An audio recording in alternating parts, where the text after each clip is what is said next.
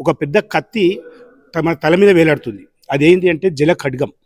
ఏంటిదంటే తెలంగాణ ప్రాంతానికి హక్కుగా రావాల్సినటువంటి వందలాది వేలాది టీఎంసీల నీళ్లను ఈరోజు బనకచెర్ల పేరు మీద, రాయలసీమ ఎత్తిపోతల పథకం పేరు మీద తీసుకొని పోతా ఉన్నది ఆంధ్రప్రదేశ్ ప్రభుత్వం.